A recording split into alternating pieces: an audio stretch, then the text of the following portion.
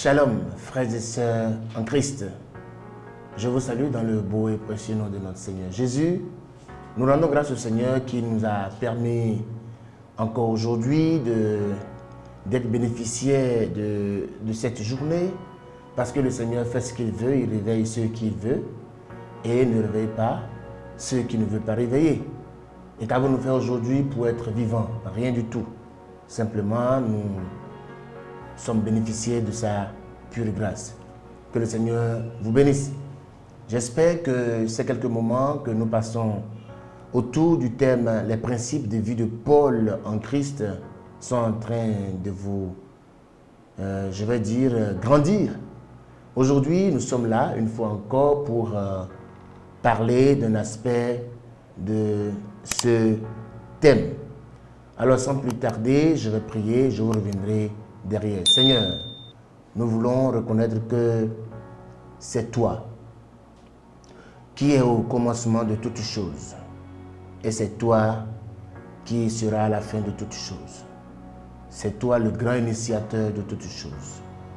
Nous voulons te confier ce projet, cet enregistrement, afin que tous ceux qui sont impliqués à cet enregistrement et tous les appareils qui sont impliqués à cet enregistrement soient sous ton contrôle divin.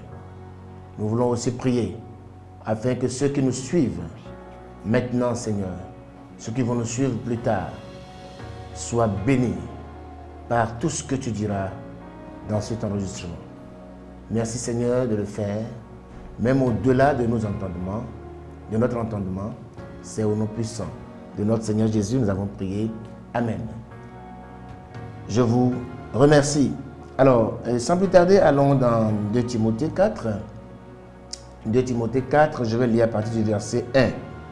C'est pourquoi je t'en supplie, devant Dieu et devant le Seigneur Jésus-Christ, qui doit juger les vivants et les morts au moment de sa venue et de son règne. Prêche la parole et insiste en toute occasion, qu'elle soit favorable ou non. Réfute, reprend et encourage. Fais tout cela avec une pleine patience et un entier souci d'instruire. En effet, un temps viendra où les hommes ne supporteront pas la saine doctrine. Au contraire, ayant la démangeaison d'entendre des choses agréables, ils se donneront une foule d'enseignants conformes à leurs propres désirs. Ils détourneront l'oreille de la vérité et se tourneront vers les fables. Mais toi, sois sobre en tout. Supporte les souffrances, accomplis la tâche d'un évangéliste, remplis bien ton ministère. Verset 6. Pour ma part, en effet, je suis déjà comme sacrifié et le moment de mon départ approche. J'ai combattu le bon combat, j'ai terminé la course, j'ai gardé la foi. Désormais, la couronne de justice m'est réservée. Le Seigneur, le juste juge, me la remettra ce jour-là, et non seulement à moi, mais aussi à tous ceux qui auront entendu avec amour sa venue. Alors, aujourd'hui, j'aimerais que, comme je disais, nous revenions sur un aspect de ce grand thème qui nous réunit maintenant, ça fait quelques jours, les principes de vie de Paul en Christ. Et le thème avec lequel je viens à vous aujourd'hui, c'est « J'ai combattu le bon combat, j'ai fini la course, j'ai gardé la foi. » J'ai combattu le bon combat, j'ai fini la course, j'ai gardé la foi. Très important. Alors, qu'il vous souvienne que Paul nous a rappelé par le passé qu'il est le Père, il est un Père, et comme il est un Père, il aurait voulu qu'on le suive, c'est-à-dire qu'il soit le père modèle. Il dit, je suis pour vous un père modèle, soyez mes imitateurs. Donc, soyez mes imitateurs. Donc, ne suivez pas les milliers d'enseignants que vous pouvez avoir, mais suivez-moi parce que moi-même, je suis imitateur de Christ. Alors, et quand nous regardons à la vie de Paul, quand nous regardons au ministère de Paul, j'allais dire, parce qu'il a été persécuteur de l'Église par le passé, mais quand le jour est venu et le Seigneur l'a rencontré, depuis que le Seigneur l'a rencontré, j'allais dire, sa vie a changé et il a fait un ministère qui était digne, qui a été digne de confiance. Il a pu dire, j'ai combattu le bon combat. J'ai combattu le bon combat, j'ai fini ma course et j'ai gardé la foi. Alors, j'aimerais que nous voyions un peu, nous travaillions un peu, nous nous entretenions un peu autour de ces trois choses. Voilà.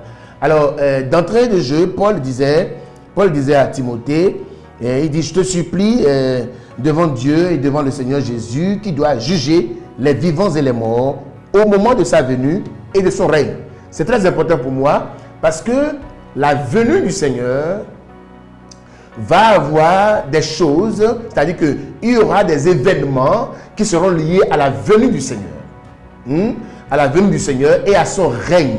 Alors, j'aimerais rapidement expliquer un peu cela. Et pour le faire, j'aimerais vous lire un verset biblique dans 2 Corinthiens 5. Dans 2 Corinthiens 5, je lis le verset 10.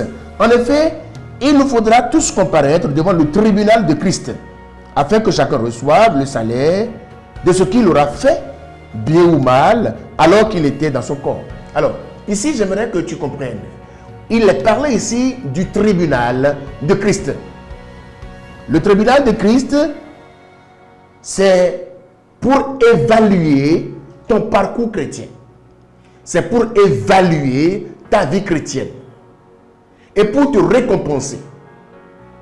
Je disais l'autre jour que quand vous allez en retard à une rencontre spirituelle, vous n'avez pas été à cette rencontre. C'est à ce tribunal exactement que Christ va évaluer comment tu as vécu ta vie en tant qu'enfant de Dieu, pas pour te juger, condamner, t'envoyer en enfer, non. Parce que c'est le tribunal de Christ. Donc c'est le tribunal des récompenses. Et là, tu seras récompensé. Frère, tu seras récompensé, la manière dont tu as conduit ta vie, que tu t'es consacré, tu t'es donné au Seigneur, etc. Tu as été fidèle dans ceci et dans cela, etc. Comment est-ce que tu as pris l'œuvre de Dieu au sérieux? Tout est tout. Donc, Paul va dire à Timothée, on revient dans 2 Timothée 4 maintenant, il va dire, attention, un jour viendra où ton ministère et ta vie seront évalués. Par qui? Non pas les hommes. Ce ne sera pas évalué par les hommes. C'est pourquoi Paul va dire, mais je ne suis pas en fait de rechercher la faveur des hommes. Si j'étais en train de rechercher la faveur des hommes, je ne serais plus serviteur de Christ. Et j'ai dit la dernière fois que tous ceux qui recherchent la faveur des hommes ne peuvent pas servir le Seigneur. Ne peuvent pas donc imiter Paul, qui est lui-même imitateur de Christ. Donc Paul était en train de dire à Timothée, attention, le jour viendra où tu seras évalué. Donc nous comparaîtrons tous, a dit 2 Corinthiens 5, verset 10, devant le tribunal de Christ, où chacun recevra pour le bien qu'il aura fait. Le tribunal de Christ, le tribunal de récompense est différent du tribunal du trône blanc. C'est-à-dire que le trône blanc, on en a parlé dans l'Apocalypse, c'est le tribunal de jugement. Donc les enfants de Dieu ne comparaîtront pas devant ce tribunal, à ce tribunal. Ils comparaîtront devant le tribunal de récompense. Les autres qui n'auraient pas reçu le Seigneur comparaîtront devant le tribunal de jugement. ceux qui auront fait fi de Christ, ceux qui n'auraient pas reçu Christ dans leur vie, ceux qui se seraient moqués de Christ de leur vivant. Bon voilà, ils ne seront récompensés en rien parce qu'ils n'ont même pas reçu Christ pour être récompensés de quoi que ce soit.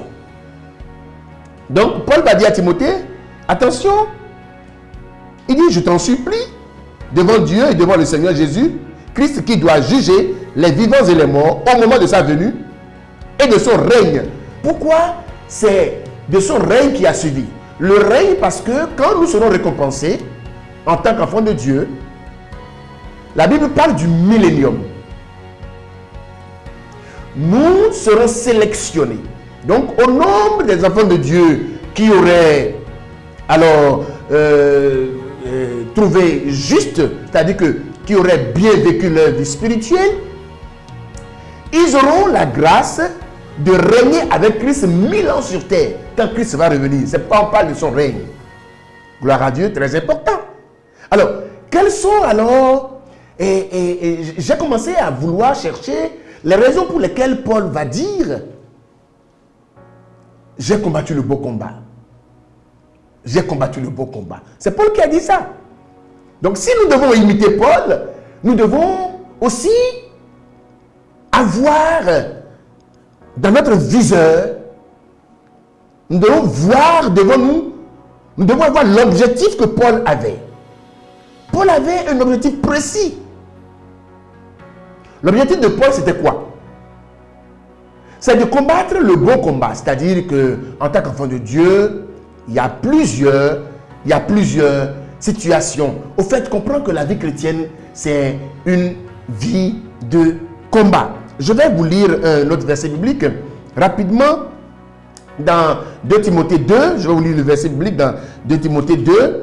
Je vais lire à partir du verset 1. Toi donc, mon enfant, fortifie-toi dans la grâce qui est en Jésus-Christ. Ce que tu as entendu de moi en présence de nombreux témoins, confie-le à des personnes fidèles qui soient capables de l'enseigner aussi à d'autres. Souffre avec moi comme un bon soldat de Christ. Voilà. Mais est-ce que tu comprends que ta vie chrétienne devrait être une vie de souffrance? Quand je dis souffrance, c'est-à-dire que tu souffres, hein, c'est que tu fais tu souffres de certaines choses juste pour demeurer bon soldat, rester bon soldat de Christ. Il dit, aucun soldat en service ne s'embarrasse des affaires de la vie courante s'il veut plaire à celui qui l'a recruté. Vous voyez? Donc c'est Christ qui nous a recrutés. Paul va dire, c'est Christ qui m'a recruté. Il va dire au début, l'évangile que je vous prêche, je ne l'ai pas reçu de Pierre, qui a vu Christ. Je ne l'ai pas reçu de Jean, qui a vu Christ. Je l'ai reçu de Christ directement. Donc c'est Christ même qui m'a recruté. Et comme c'est lui-même qui m'a recruté, je sais aussi que c'est lui-même qui me récompensera. Ce n'est pas Pierre qui va me récompenser. Ce n'est pas Jean qui va me récompenser. Ce n'est pas Barthélemy. Mais c'est Christ qui va me récompenser. Donc, je considère mon ministère, je considère ma vie spirituelle comme un combat. Je me comporte comme un soldat. Mon papa a été militaire par le passé. Et c'est vrai, je ne suis pas l'aîné de la famille, je suis le dernier. Mais j'ai vu des comportements de militaires auprès de mon papa. Des privations qu'on se fait. Des privations qu'on se fait parce qu'on veut demeurer bon soldat. Donc, Paul va dire, j'ai combattu le bon combat. Frères et sœurs, je te conseille de faire le bon combat. Je te conseille, je t'encourage à mener le bon combat. Il y a des combats inutiles que tu dois laisser. Il y a des combats inutiles que tu dois oublier. Il y a des combats qui ne servent à rien, tu dois les oublier.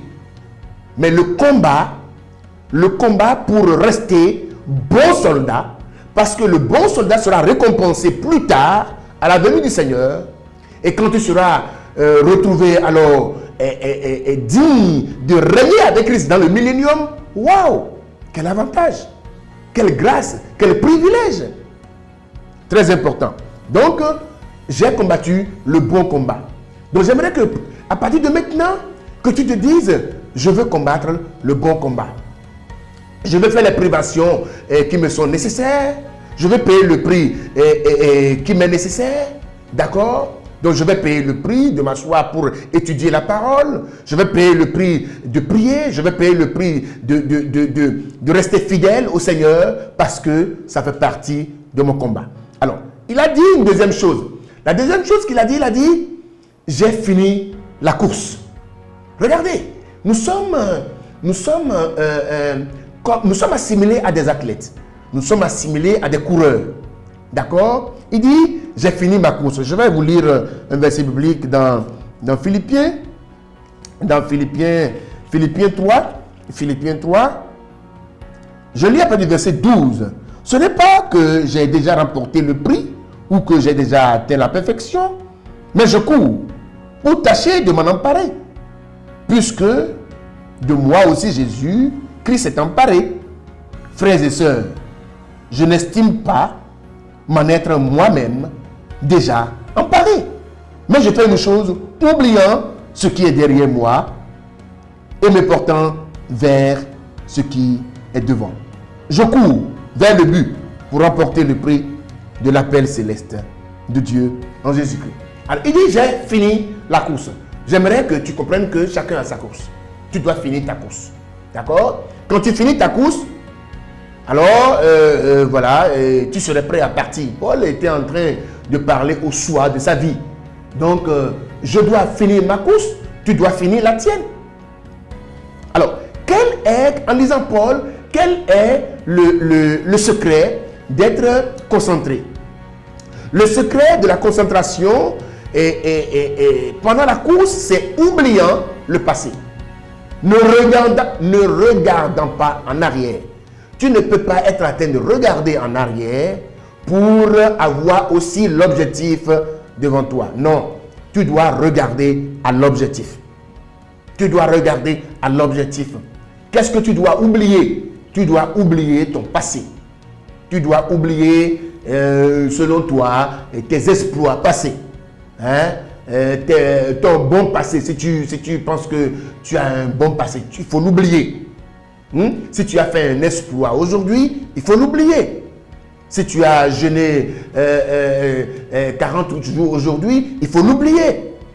Si tu payes bien ta dîme aujourd'hui, il faut l'oublier. Parce que c'est quand tu te rappelles de ton passé que tu te bloques le chemin pour faire mieux, pour aller de l'avant. Parce que tu es en train de faire une course. Tu es sur un chemin, tu es sur une piste d'athlète. Et tu dois atteindre ton objectif, tu dois finir ta course. La dernière chose dont il a parlé, qui retiendra notre attention ce matin, il a dit, j'ai gardé la foi.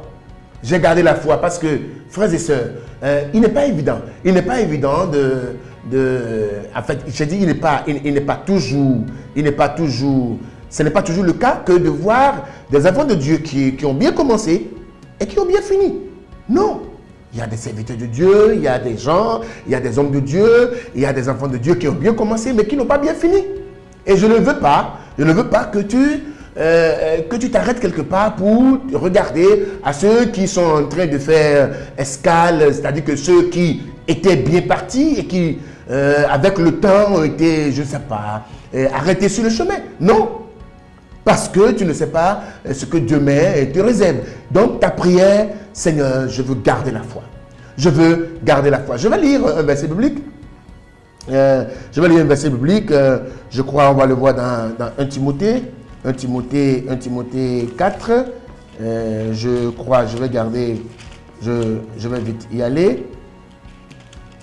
1 Timothée 4. Je crois, je vais lire à partir du verset 8. 1 Timothée 4.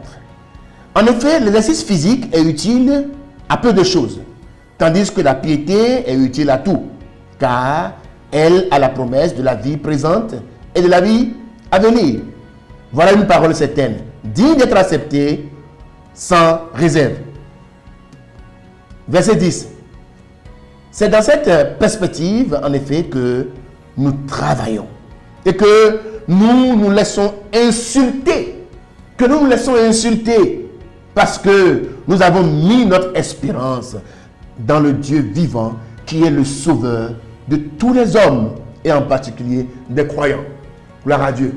Donc, en fait, mener le bon combat, et finir sa course et garder la foi, c'est un tout, c'est un ensemble. Parce que tu dois finalement garder ta foi. Si tu ne gardes pas ta foi, mais tu aurais fait le combat pour rien. Tu aurais mené la course pour rien du tout.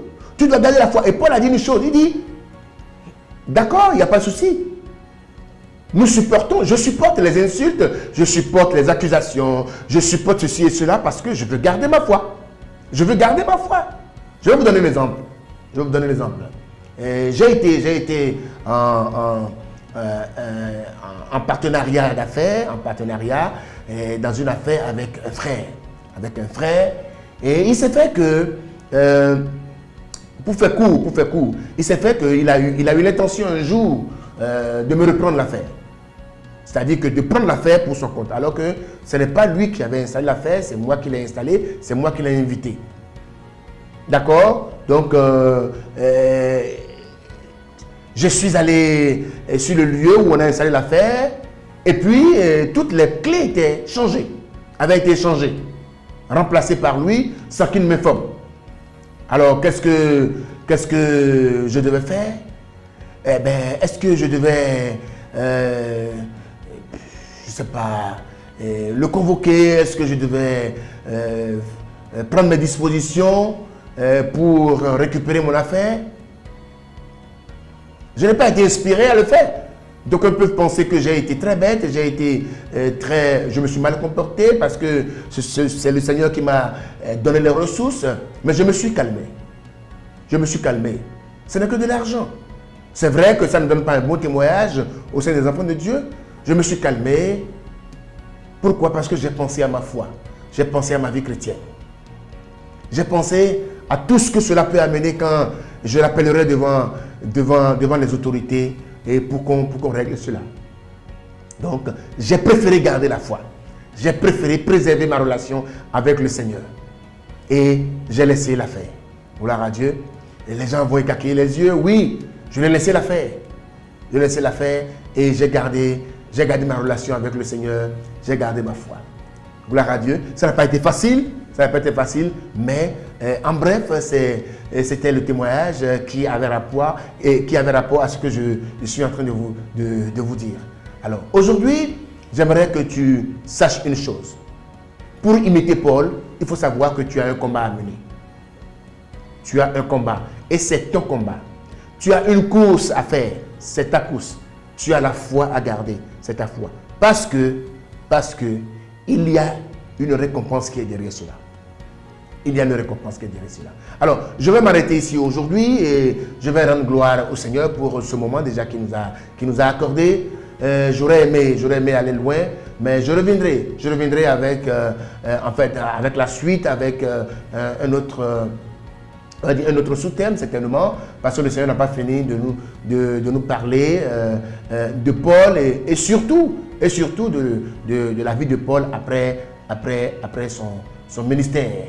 Il a dit, soyez mes imitateurs. Nous sommes en train de voir petit à petit ce que nous pouvons copier de Paul. Nous pouvons copier alors cette foi qu'il a gardée jusqu'à la fin pour avoir mené le bon combat, pour avoir fini sa course à lui. Que le Seigneur vous bénisse. N'oubliez pas de vous abonner à la chaîne YouTube, cliquez sur j'aime, likez donc. D'accord, partagez le lien, abonnez-vous à la chaîne, à la page Facebook aussi. Partagez cela. Ne permettez pas que ces enseignements trouvent un certain garage à votre niveau. Permettez que le travail que nous faisons aille loin parce que c'est le Seigneur qui nous a mis à cœur de faire ce travail. Prions. Seigneur, nous voulons te rendre grâce. Nous voulons reconnaître que c'est toi qui es l'alpha et l'oméga de cette communication. Et nous voulons, Seigneur, te dire merci pour toutes les personnes qui sont mises au contact de cet enregistrement et qui seront mises au contact de cet enregistrement afin que tu utilises cet enregistrement comme moyen de les bénir leur vie spirituelle. Merci Seigneur. Aide-nous Seigneur. Je prie Seigneur pour tous ceux qui ont regardé, tous ceux qui regardent Seigneur, afin que nous puissions imiter Paul dans ce domaine. Bien combattre comme un bon soldat de Jésus-Christ. finir chacun notre course, que chacun finisse sa course et que nous gardions la foi parce qu'une récompense est derrière. Que le nom de l'Éternel soit béni. C'est au nom puissant de notre Seigneur Jésus nous avons prié. Amen.